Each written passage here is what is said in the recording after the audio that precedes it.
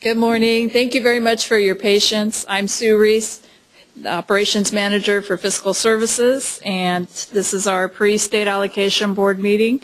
Thank you for coming, and thank you for those that are watching via the internet. Today's meeting is at 4 o'clock in the state capitol, and it's room 447. Just to run through the quick numbers, with the recent bond sale that we had back in October, we have been able to release, as of date, about $54.3 million worth of funds to districts that have submitted their 5005s. Remember that you have 90 days from the December date to get that in. We encourage everyone to quickly do so. This pie chart represents the new construction bonding authority for Proposition 1D, 55, and 47. Originally it was approximately about $14.9 billion. As you can see, the blue is quickly coming together. That represents what we have apportioned to date. We've apportioned about 95.3% of the new construction bonding authority. What we have remaining is about 2.3%, or $345 million left. With that, I'd like to turn it over to Brian O'Dell to continue on with our meeting. Thank you. Good morning, Brian O'Dell, OPSC. Just a few things, the agenda highlights. One of the things that will be discussed at the board tonight is a school facility program regulatory amendments for special day class pupils. What this would do, if approved by the board and then by Office of Administrative Law, is it would lower the threshold for districts to submit a modernization application. For STC student projects only, non-severe would be 52 instead of the current 101, and severe STC would be 36 instead of the current 101. Another thing that we provided is an update on the new construction subcommittee. That was held on January 11, 2012, and Assemblymember Buchanan will be providing that update. And also, please keep in mind that there's a follow-up meeting scheduled for February 6th, 2012 for the new construction update. All right. Implementation Committee. See if I have the right order. Was this Mr. Savage's part of the presentation? Okay, I'm not sure we had a right order. It relates back to some of the technical difficulties we had. So do it later. I will zoom by. And now here we are, January Priority and Funding Certification Period. That will be handled by Ms. Jana Schaefer.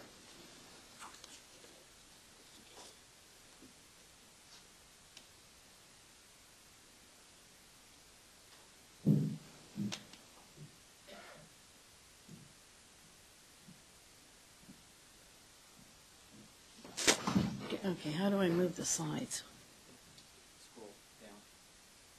With what then? Yeah, just scroll down. Oh, okay. All right, good morning. So I'm back by popular demand again. So thank you. Thank you. It's hard being popular. If I'd known it was this much pressure in high school, I wouldn't have bothered. So anyway, we're going to do we're going to redo this again. We've only got 15 more days to send in your certifications, so don't wait till the last minute. So I'm going to give you some more tips again. Make sure your district representative is updated. We haven't had too much problem with that, but it's still a good reminder for all you guys that are going to the board today. Know your project's construction type for the certification requirements. And so, for example, charter projects, they have a little bit different certification that they need. CTE projects have a different certification. So, or they have to do various things before they do their certification. Don't submit a copy or a PDF copy, because I can't take that. It has to be an original with an original signature. Include all the projects in one letter, and that just saves paper. Hand deliver it. If you're going to deliver it here, then take it to the Business Services Office, which is, out the door, take a left and then a left again. It's down there. And if you want to bring a copy as proof of submittal, they'll stamp it for you there as well. So, now, some of the things that are required on your letter are, it has to be on district letterhead. You have to include the name of the school, the project number, also has to have original signature. Some of the optional things are, you can include the district representative's phone number. So in case we have to call. If there's an alternate representative, you can include their name and their phone number as well. And if you have a consultant you're working with, you can include their name and phone number. Now, this is the certification requirements. This is on the website, so you can just really cut and paste that off of there. And this is the same thing. So, now we're going on to some common issues that we have with submitting the 5005s. Now, these are for the projects that have already gotten their money, that were apportioned at the December board. So, they're the incorrect project numbers on the 5005s. That's been an issue. Another thing is the required boxes aren't being checked on the 5005. And there's no signature page on the construction contract. There's not a notice to proceed or an LCP contract or the DIR approval letters. So if you have any questions, give us a call and we'll transfer you to the right people. So,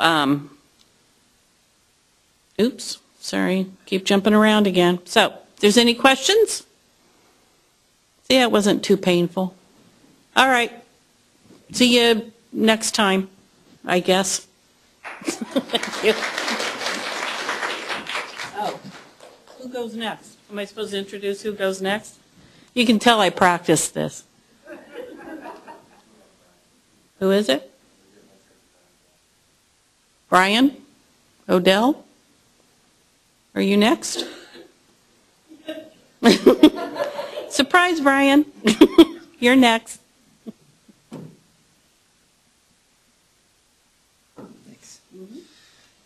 Good morning again. So what we'd like to do is talk about the new prevailing wage monitoring requirements. It's not part of the allocation board agenda today specifically, but just sort of where we are now, a review. We're also going to have the Department of Industrial Relations provide some information as well.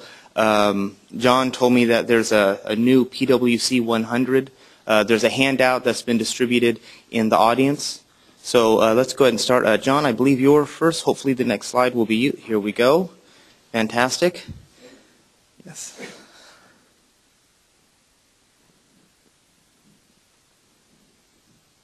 So this is John coming from Department of Industrial Relations.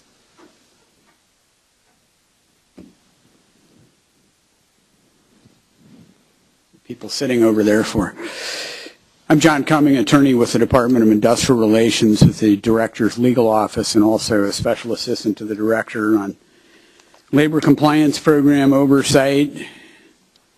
Some of you have known me in this capacity for many years.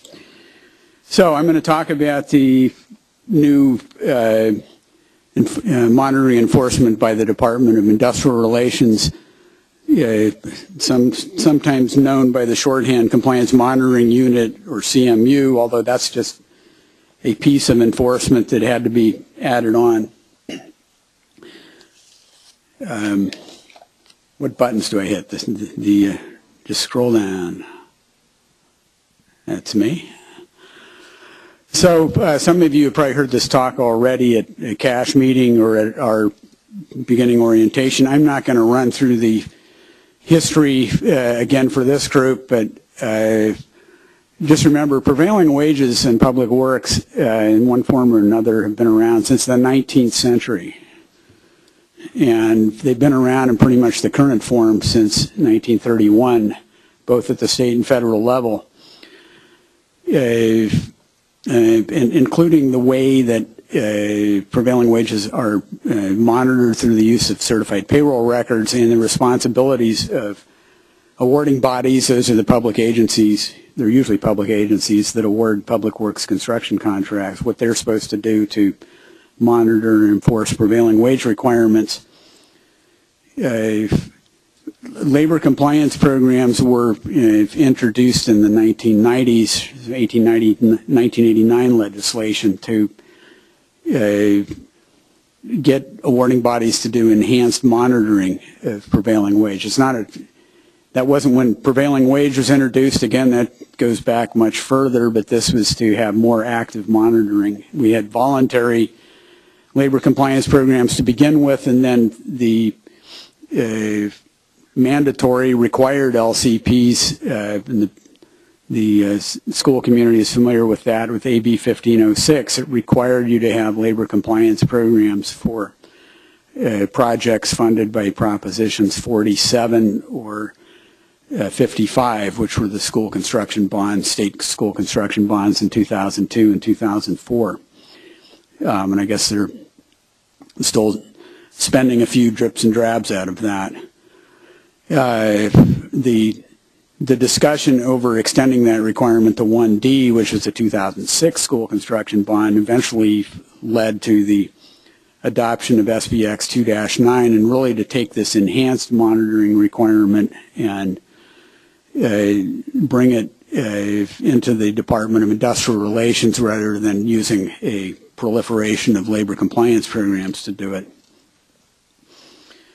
So, and then we had some legal issues with SBX 2-9 and amendments last year with AB 436. And so AB 436 is really a collection of amendments to statutes that require this enhanced monitoring by the Department of Industrial Relations or by labor compliance programs under a variety of circumstances.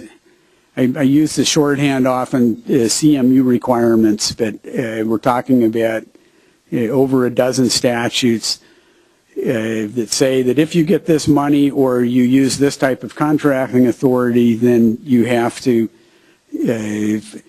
have compliance monitoring enforcement by the Department of Industrial Relations or one of the prescribed alternatives. And that list of statutes is on our website. It also lists the statutes. Well, all of these statutes required labor compliance programs, or most of them did beforehand. So, what are these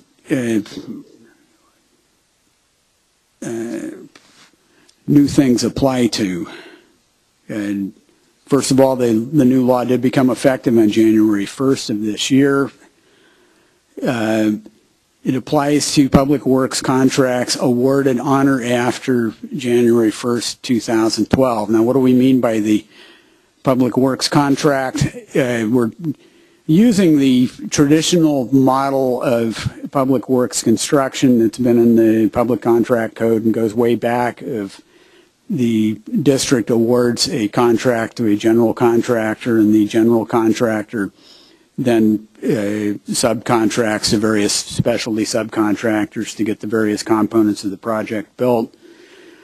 That model doesn't always fit the way construction is done in the 21st century. You have, for example, multi-prime contracting. But when we talk about what this applies to, we're trying to focus on the concept of the contract for the project. And the principle that DIR is applying is that if your project, the contract for your project was awarded prior to January 1st of this year, then you're under the old rules. Either you might have had an LCP requirement if there was like Proposition 47 funding for the life of that project. If your first contract award for the project is on or after January 1st, 2012, then you're under the new rules for the life of the project. What we're not expecting anybody to do is to switch from one monitoring system or one set of requirements to another set of requirements mid-project. even though you might have multiple contracts. So what do these requirements apply to? So first of all, they apply to projects funded by any state bond, any state-issued bond, with the exception of Proposition 84. Proposition 84 is a 2006 natural resources water projects bond that was passed by voter initiative. So the reason Proposition 84 didn't get folded in and treated like everything else is because it was adopted by voter initiative. It can only be changed by voter initiative. So it's a big exception.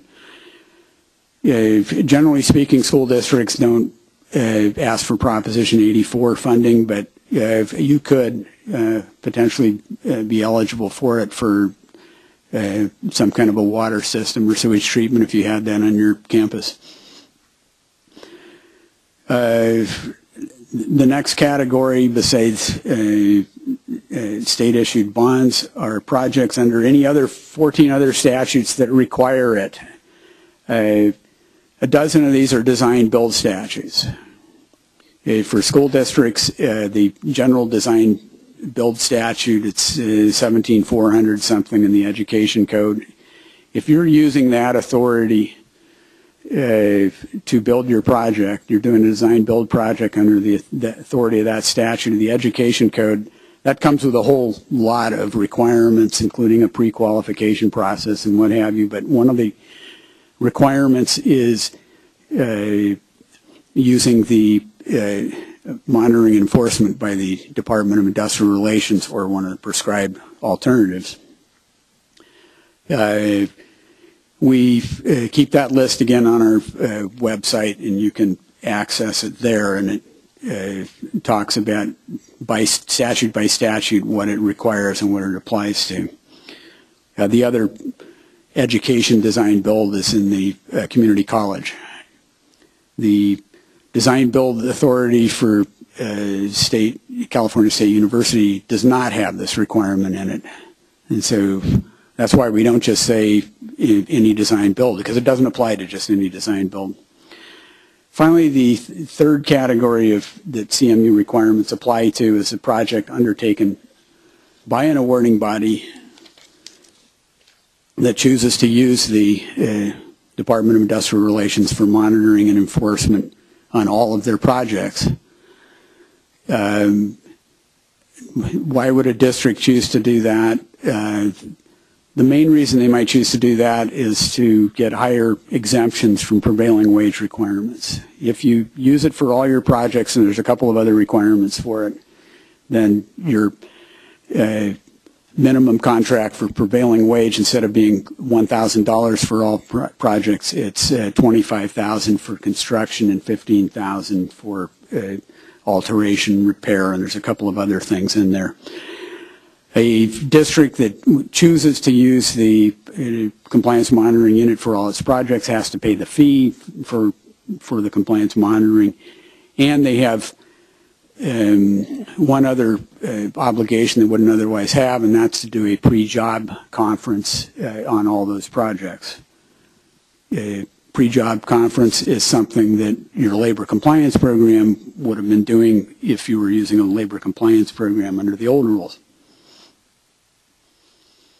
Now, what are the exceptions to using the DIR for monitoring enforcement if you're under one of these statutes?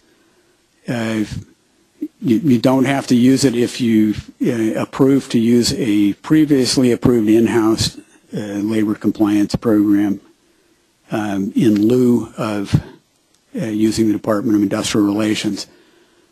We received a number of applications to do that. We're processing those right now. Most of them are not qualifying because most of the awarding bodies that have been using an LCP have been relying on contracting out, and that's not allowed as an exemption under the statute. A second exception, and this is one that was added when they changed the law in the past year, was any project covered by a qualified project labor agreement does not have to use the Department of Industrial Relations or pay the fee. A qualified project labor agreement just means two things: that it covers all contractors on the project, and that it has a mechanism for resolving wage disputes. That's the language that's in the statute, and that's when a district advises us that they have a qualified project labor agreement, that they're going to use the project labor agreement instead of using DIR, we will just look at the project labor agreement to make sure it has these things. Finally, I also mentioned Proposition 84 funded projects. If you got $1 of Proposition 84 funding in your project, the Proposition 84 rules apply, and those rules require an LCP. It's just like the old LCP rules. No alternatives or exception, but that's an overriding exception. Again, if there's $1 of Proposition 84, you're under Proposition 84 rules and not under these rules. I'm sorry it's that complicated, but I didn't write it that way. A couple of other exceptions I want to note before moving on to the next slide that I've already flipped up to is that these requirements don't apply to all projects. Again, it requires a state bond funding. It's not a requirement associated with local bond funding. It's not associated with federal bond funding. There are kinds of state money that you might get through the State Allocation Board that does not come from state bonds. If it doesn't come from state bonds, then it doesn't come under this. You're only required to use the Department of Industrial Relations monitoring enforcement or one of these exceptions if you come under one of these statutes. And in the funding, it's if there is state bond funding for it. So you've got a project that's under these new requirements. What are you required to do?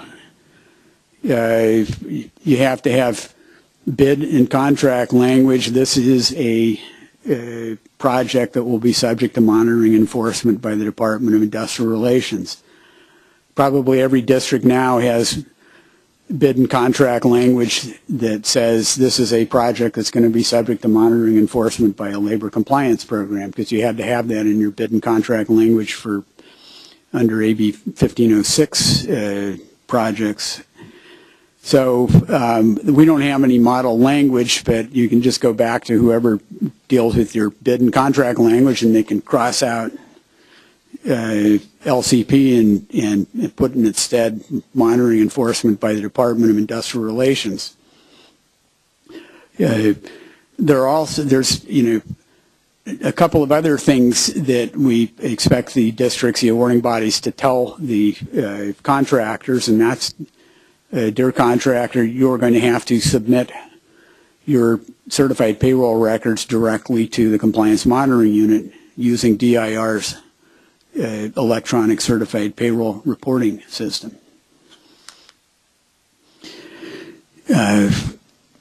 The next thing a warning body has to do, they have to give notice of a project to the Department of Industrial Relations. This is a notice requirement that actually has always existed for most projects, and we've just modified the notice to include projects that are subject to these new monitoring and enforcement requirements. We've modified the form, and I'm going to get to that, go through the form with you in a moment, but we've modified the form to get a few more pieces of information that DIR needs for projects that may be subject to monitoring enforcement by DIR. There's a job site posting requirement. That too is something you're already familiar with, should be familiar with when you have a labor compliance program. And it's simply a poster that needs to go up on each job site. I'll show you an example of it in a few minutes. In fact, if you write or call us, we'll provide you with copies of the poster. The poster, it is precise language. The only thing you need to add to the poster is the phone number of the closest Department of Labor Standards Enforcement, Division of Labor Standards Enforcement office. So you've fixed your bid and contract language, you've sent your project notice to the Department of Industrial Relations, you got your poster ready, then you just sit back and wait to get billed and pay fees to the department as they come in. The fees will simply be for actual work performed on the project. Everybody has heard a lot about the 1/4 of 1% formulas. That's simply the maximum fee that Department of Industrial Relations can charge for their actual work on a project. Once they hit that maximum, the billings will stop. The work will not stop if it's not over. Last requirement for school districts, again, this is something that's always been required since year one of prevailing wage requirements. Be aware of requirements, potential violations. If you see a violation that comes to your attention, it doesn't mean that your payroll clerks have to develop special expertise, but if they're aware of something, notify the labor commissioner. If you get a withholding that says, you know, stop paying this subcontractor or this contractor because they're not turning in their certified payroll records, comply with the order. If you get a retention order for a withholding order for violations at the end of the contract, comply with that. You all already do that. So let's go back again to the PWC 100 form. This is a required notification. It's actually required for any project that's subject to apprenticeship requirements. That's been in the law for 20, 30 years. And a project subject to apprenticeship requirements is a project of $30,000 or more, which is probably most of what you do, particularly if you're asking for bond funds, and that uses a craft or classification of work that has apprentices. If you're using carpenters, plumbers, electricians, all the standard stuff, they all have apprentices. This is something that districts used to comply with, sending in a paper DAS 13 form. We modified this form, changed the number, because state agencies like to change the numbers, and I've asked people, is 100 too simple? Then we need to come up with a more complicated number than that. But this form now is a notification for both the apprenticeship and for a project that may be subject to compliance monitoring by DIR, by the Compliance Monitoring Unit. It's one notification per project, and you only have to do it once. The rules for doing it for the CMU for when you have to do it are complicated, but the easy rule to remember is the one that's been in the law for the apprenticeship all the time. It's within 5 days of the contract award. So, you know, you award your contract, that's when you really, really know you're going to be doing this public works construction project, and then you send in this notification to the Department of Industrial Relations. Again, it's one notice. It satisfies both requirements. I am now going to walk you through the form. If you've been to one of these presentations in the last couple of weeks, I've showed you a nice PDF form with a bunch of boxes that is the modified version of the old DAS 13. It doesn't look like that anymore. It's been changed already. We told you it was going to have electronic capability, and it's a fully electronic computerized form, and it's a lot different. So when you go to the main website and you want to register a project, this is the screen that will come up. And then, and this is where you log in. What they're doing to begin with, if you've never been on the system before, you're going to register for an account. Actually, if your awarding body, your district has already been submitting DAS 13s, they'll have some kind of a number ID for you in the system. But what they want to do with the initial registration right here is, make sure that people signing up are actual awarding bodies and not Harry the hacker.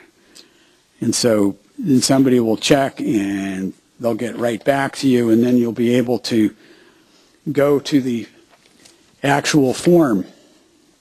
Now,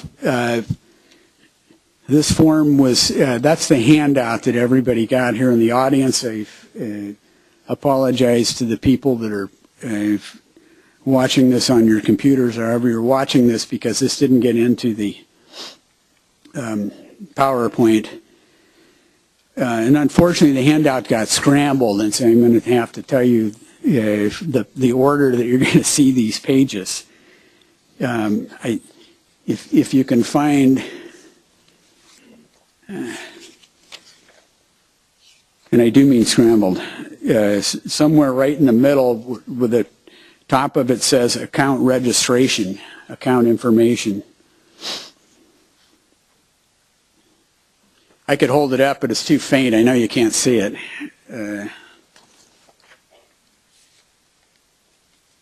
It's the front side of about the third page in.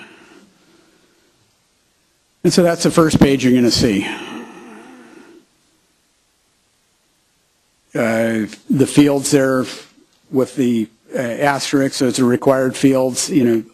Ultimately, you're not going to be able to submit this thing unless you fill out every required field. But you can save, you will be able to save this and come back to it if you don't have all the information when you're filling it out. The second page you will come to, it's on the back side of that, awarding body registration.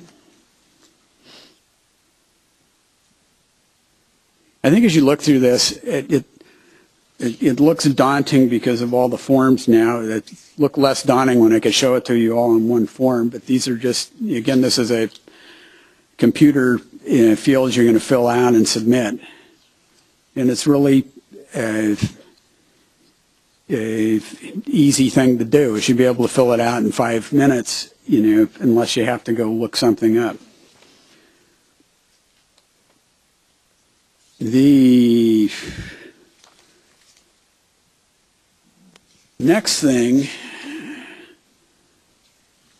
going back in the other direction, there's a little one that says projects, and then it has test project and some project number, contract number, description. Is it page 4? Okay, yeah, page 4. Looks like that. It's the one right before where we started.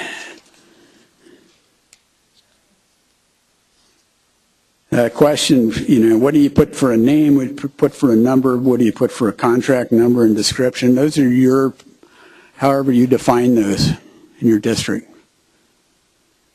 That's your project name, number, contract number, description. Those are the ones that the compliance monitoring unit and the labor commissioner will use as they monitor and enforce. The only thing that they'll be concerned about is if you're communicating later about the project that you refer to the same numbers or contracts or descriptions.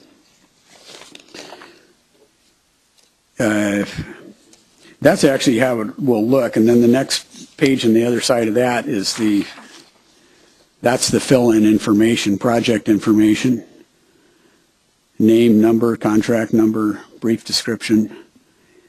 Contract dollar amount, that's, usually when you're awarding a contract for a general contractor, it has the total amount of the public works contract.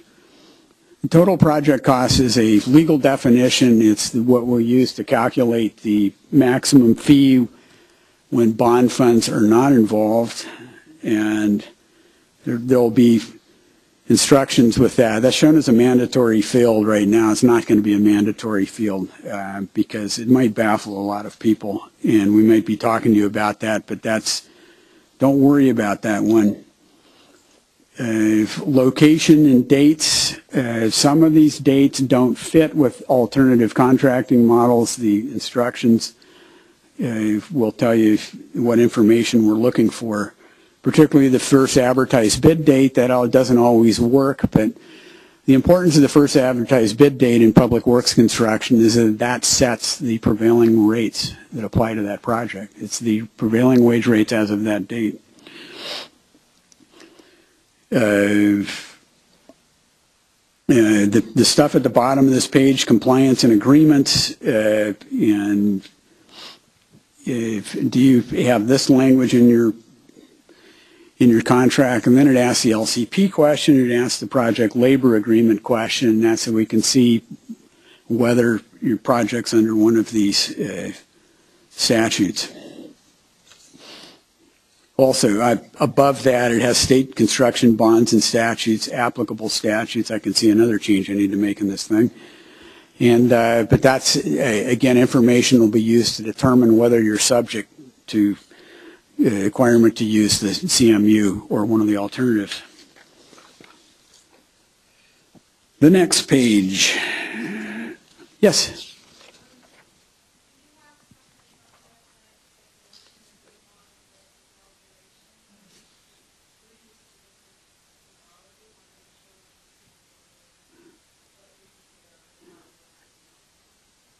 You know, I'm not sure for our purposes if it matters. Can you send me an email, though? Because somebody else asked me that question yesterday. And, yeah.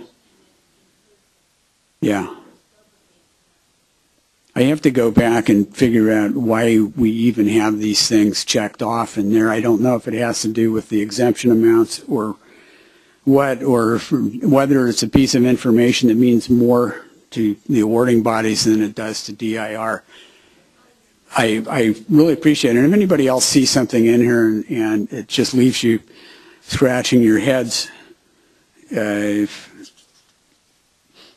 me an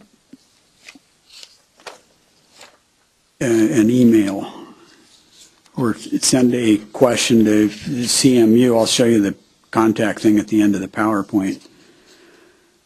The very front page of this thing reflects, I guess, how the contractor information will turn up. I think that's actually how it'll appear after it's been entered. And then we will have places to list subcontractor types and then names of subcontractors. Now, what do you put in there? What if you don't know? Well, the only requirement is to put in what you do know and as much as you do know. There's no obligation at this point to go and update this. But this is what you know at the point you award the contract. What types of subcontractors you're using, and if you know who some of the subcontractors are, to list those. I know that the school districts want to know who those people are too. You have liability issues, but I also know sometimes you award to a general contractor and they're still out accepting bids for subcontractors. And some subcontractors don't come until later in the day.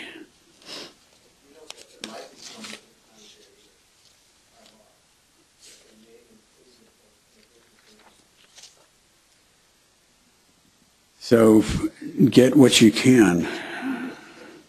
You'll have the contractor's license number at the time of award, I would assume.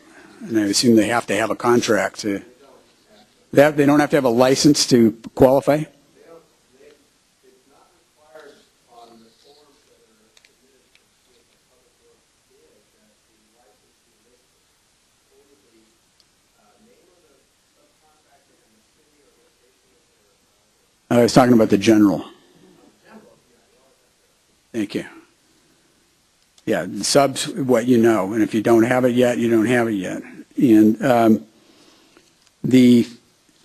page here with a lot of information. It's the back of the front page of the handout.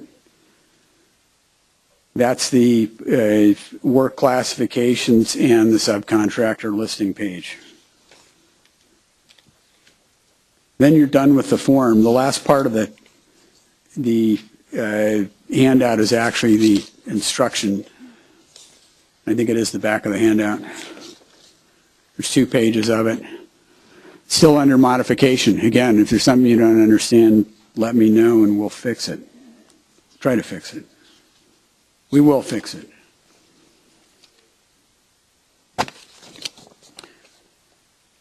And that's the PwC 100 form. This is the job site posting that I was talking about. It looks pretty big over there. It's bigger than what I'm looking at. The only thing that needs to be filled in is the local office telephone number. That's just the closest office of the Labor Commissioner. That's where somebody can go ask a question or make a complaint. Any office of the Labor Commissioner will do. Should be the local office. It doesn't have to be a special CMU. What's DIR going to do? They're going to DLSE, that's Division of Labor Standards Enforcement, also known as the Office of the Labor Commissioner. And the names don't sound anything alike. That's a government way of trying to confuse people, I guess. But so the CMU, which is part of the Labor Commissioner's office, they will review all electronic certified payroll records within 30 days, and then they will confirm accuracy randomly. Basically, 2 different things will happen. A certain percentage will be called out to be checked randomly, and that means they go back and look at source documents, talk to workers, talk to people involved in construction to see that what's being reported is true. And then, like tax reporting software, a certain percentage will be kicked out, and the will raise red flags. You know, like a plumbing contractor that lists all of their workers as cleanup laborers or something like that, and then they will check those out. The Labor Commissioner's CMU will do on-site visits. They won't do it as frequently as LCPs. But when they come out there, they will come out there with the authority of the state. They see any violation of the state's labor laws, doesn't have to be related to prevailing wage. They can take action. Handling of complaints and enforcement will be just like it has always been, it is now, and has always been with the Labor Commissioner's office. Once they investigate a problem, whether it's something that came up through this payroll review process or came through a complaint or however it came to their attention, if they investigate and find a violation, they'll issue a civil wage and penalty assessment. A copy will be sent to the district and to retain contract payments if you haven't paid them all the way out, and it'll be the same enforcement process that's been in place for 10 years. The other thing I wanted to show you is some screenshots from our website. If you go on DIR's homepage, you will see a listing on the first page for the compliance monitoring unit. It'll take you to this page. And it just walks through a lot of the stuff that we've just walked through today. You see at the very bottom of that, there's a line that says awarding bodies, and then obscured because I couldn't fit it, it says for contractors. These are pages with information specifically targeted to awarding bodies. And this is just a list of bullet point requirements awarding bodies, what you have to do on every public works project now, and then projects subject to DIR monitoring enforcement we've been talking about this morning. You go through those bullet points. And then this is the page for contractors. It's a shorter list. If you got questions, just showed you the website. We have a all-purpose questions to email cmu@dir.ca.gov. We have posters available, and I didn't have a handout on it, but if you can go on a website, you can find the local office of the Labor Commissioner. Any questions?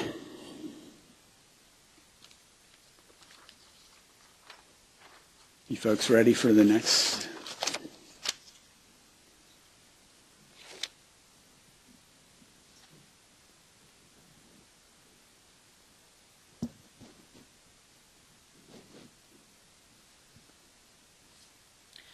Good morning. I'm Valerie Castro. I'm one of the project managers with the Office of Public School Construction. And with me is Hannah Konoff, a member of our legislation team. And she's been working on the OPSC implementation of the new prevailing wage monitoring requirements. I'll be reviewing how the new prevailing wage monitoring requirements apply to SFP projects, the new State Allocation Board grant, and the transition to the new requirements. And then Hannah will go over some possible project scenarios that districts may encounter. Projects funded from Props 47 or 55 with initial contract award dates before January 1st of 2012 must meet the old LCP requirements. The new prevailing wage monitoring requirements apply to public works projects that are funded from state bonds such as the School Facilities Program, and have an initial contract award date after January 1st of 2012.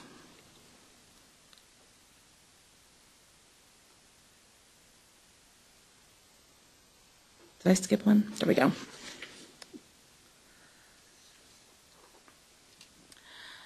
The State Allocation Board will provide an additional grant for prevailing wage monitoring. The new grant will be effective after the SFP regulations are approved by the Office of Administrative Law. The new grant will be equal to the state share of 1/4 of 1% of the total projected bond apportionment. In other words, the SFP grant will be based on the maximum possible DIR costs. As an example, if a district has a project that is $4 million, then the 1/4 of 1% would be $10,000. So the state share for a new construction project would be 50% or $5,000. The state share for a mod project would be 60% or $6,000, just as an example. The total projected bond apportionment is the total state share plus any of the following. It would include financial hardship grants, because those are paid out of state bond funds, and would also include loan amounts for career technical education or charter school facility loans.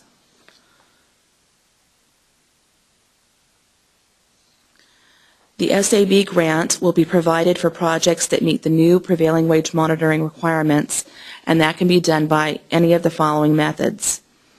Use of the DIR's Compliance Monitoring Unit, a DIR-approved internal labor compliance program, or a qualifying collective bargaining agreement or project labor agreement. Under the new law, if the new prevailing wage monitoring requirements are not met, the State Allocation Board is not authorized to fund the project. So, in other words, if the district does not meet the new requirements, the entire state apportionment, including interest, would have to be returned to the state, not just the additional grant. None of us want to see that happen. Districts are required to submit the new PWC 100 form to the Department of Industrial Relations when they award a contract after January 1st that will be state bond funded.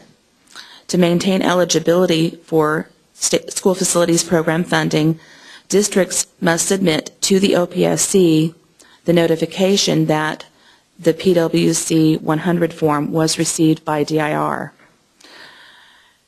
It's my understanding that DIR is setting up an automated acknowledgement, but that's not in place yet.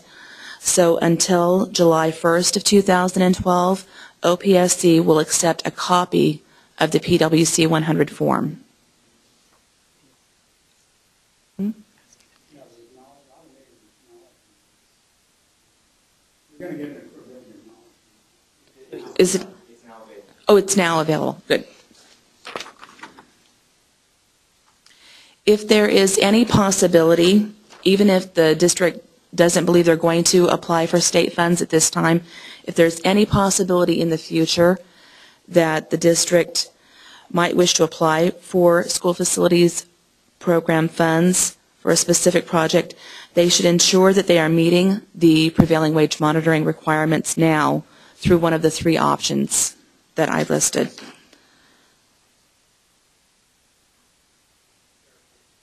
Yes.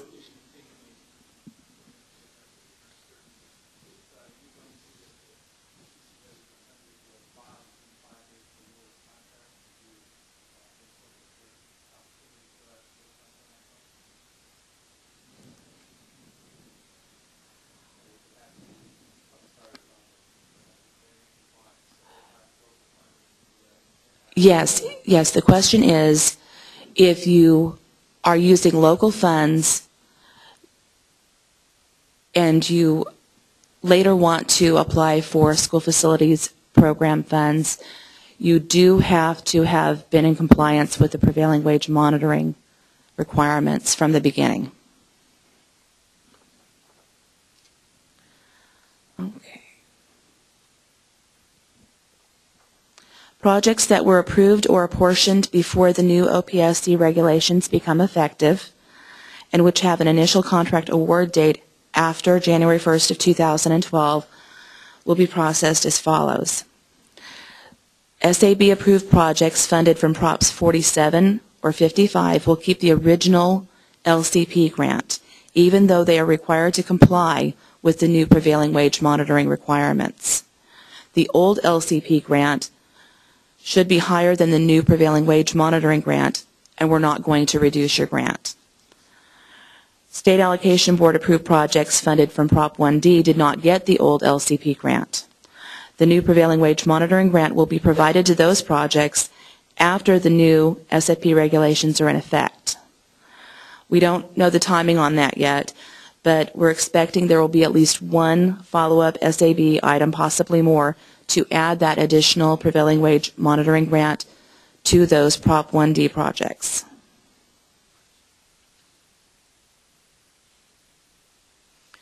And now Hannah's going to go over these scenarios for you. Good morning, Hannah Konoff, OPSC.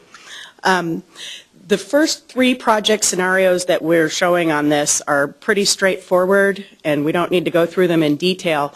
What we want to emphasize is that whether or not you're subject to the new requirements and whether or not you're going to get the new prevailing wage monitoring grant depends entirely on your contract award date. It's not really related to the date that you submit your OPSC funding application or to the date that the SAB approves your project. Whoops. By the time we get to the fourth scenario shown here, things might be a little more complicated. In this instance, we're looking at a project that has maybe, gone blank, more than one contract for the same project. In this kind of case, you may have started your contract in with your first contract in May of 2011, but you're still awarding contracts into 2012.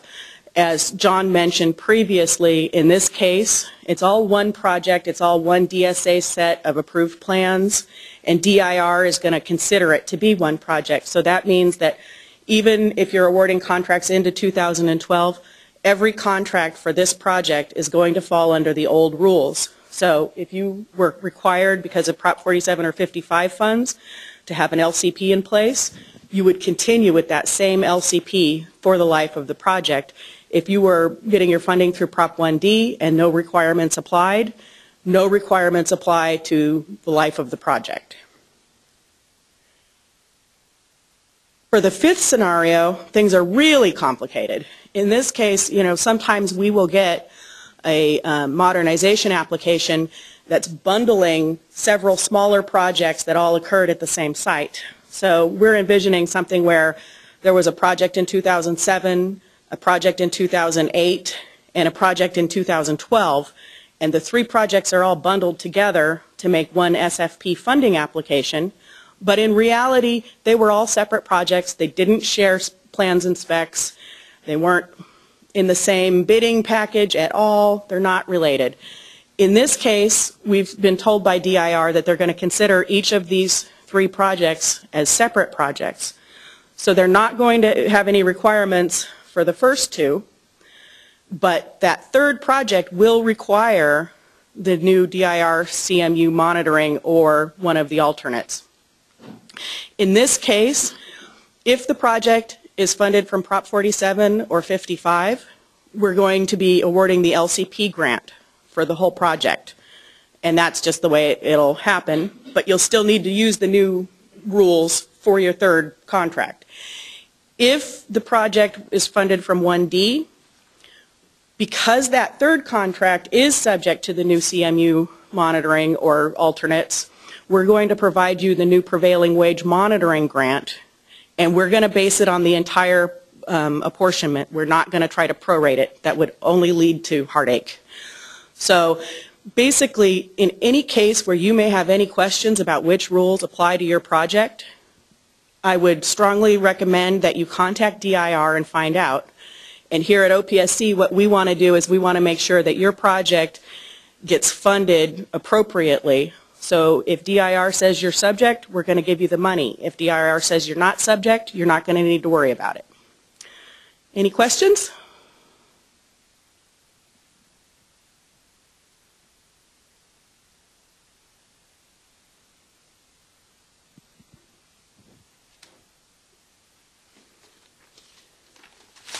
Okay, I'm not seeing any questions, so we're going to turn you over now to Fred Yeager from the CDE. Thanks.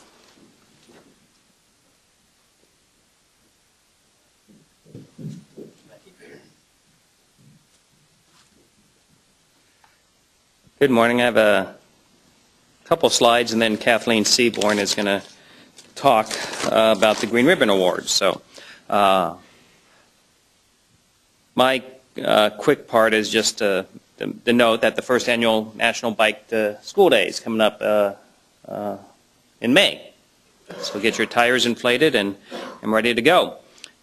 Which, you know, when we look at maybe why this is important, we see that about 1% of kids ride their bike to school, and this is from the National Center for Safe Routes to School. You can see the 3 years there, 95, 01, 09, and the bicycle is way down there at the bottom. You can see on the far left that over the past 14 years, the number of students dropped off by their personal family vehicle has increased. The numbers on school bus has remained fairly steady. We'll see what happens this year since busing may be a problem. And walking has stayed roughly around 10 to 15%. Now you think back to 1969 when I walked to school, 48% of us walked or rode bikes to school, and about the same number rode on the school bus. Been a dramatic decline in the number of kids walking to school, and we can link that to health, exercise, all those good things. Now, why is that? There's some reasons, as in 1969, 41% of the kids lived within a mile of school, and we can see now that 60% of K-8 kids are over 2 miles from their school, and this is national data. And only 20% are within 1 mile. Now, a parent survey that the Center for Disease and Control and Prevention did in 2004 surveyed some parents. Distance was the primary reason kids did not walk. Traffic hazards was another, no sidewalks. And you can see the list there, and some respondents had multiple. So it was both a long distance with traffic hazards through a crime neighborhood. That school policy one is interesting because there are some schools recognizing that you can't safely walk to school, prohibit kids from walking to school or riding bikes, so that it is all commute. So, well, what does this all mean? When we look at that there's probably going to be fewer buses operating. We have school closure, which means that kids will be living farther away from their school. And if 60% of those kids that are being dispersed to other schools arrive in a a vehicle, how many more cars does that mean you have at your 8 o'clock drop-off? And where do they queue up? So looking at Title V for school site selection, these are the relevant provisions of why it's important to have the schools near the kids. And also as we look at the sustainable growth strategies, that's a key component in reducing vehicle miles traveled is having schools near kids. So those are all things that are coming on the horizon and things to take a look at. So that's all I have. And Kathleen Seaborn will talk about other green stuff.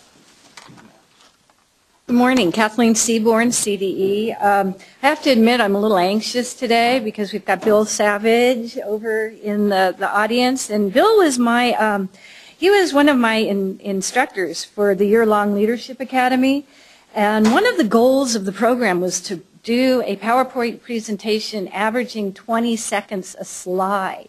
And when he heard I had 25 slides, he just about had a heart attack this morning. So I'm going to try to make you proud, and it should take about 8.5 minutes to give this presentation, which is an update on the Green Ribbon Awards program. So this award program is designed to recognize schools giving a new avenue of approaching, providing a comprehensive approach to greening their schools. Now, this comprehensive approach asks for a lot more from the school than just conducting a lot of fun green activities with the kids. But rather, the intent is to integrate the environmental and the health impacts with environmental learning activities. So this year the feds asked for a 2-year process, and the first process is to complete and submit an application to us. And then if a school is selected as a state nominee, CDE is going to conduct a site verification visit and collect additional information that will be included in the nomination packet to USDE. Now, USDE informed us that each state may submit up to 4 nominees. This slide provides additional requirements that the feds ask. And with regards to the submission of the nomination of the private school, CDE is coordinating with the California Association for Private School Organization. So they will actually submit their nominee to us, and we will present all 4 to the feds. This slide provides an overview of CDE activities the past 3 months. And as you can see, we're under an extremely aggressive timeline, and while there was some flexibility provided to the states in developing the individual state applications, CDE took the approach to align as closely as possible to the federal framework and the sample application provided by the feds. So here we are. Mid-January and right on target. We posted the application the final week of December, and all school applications are due back to us February 17th. The California nominees will then be sent to USED by March 22nd. Now, the first week in January, we designed a website dedicated to the program. The application and additional resources are located at that following address. You go to that address, here's a picture of the top of the opening page. And here is a picture of the bottom of the page where I'll be focusing your attention on. First, I want to skip down to the 4th link entitled Framework. When you click on this link, you're going to be directed to that actual copy of the federal guidance. This framework is useful because it provides an overview of the whole application criteria. The first column identifies the 3 main goals, or what we call the 3 Green Ribbon Schools pillars. This slide provides a picture of the first of 3 pages of that document, and the green arrow points to the first pillar entitled Environmental Compact and Energy Efficiency. Now, under each of the 3 pillars are sub-goals, or what we call, the feds are calling elements. Under the environmental impact and energy efficiency pillar, there are 4 elements. Here are the first 2 and the second 2 elements. Third and fourth element. Under the second pillar, healthy school environments, there are 2 elements, as you can see on the slide. And under pillar 3, environmental and sustainability education, there are 3 elements, and you can see they are listed here.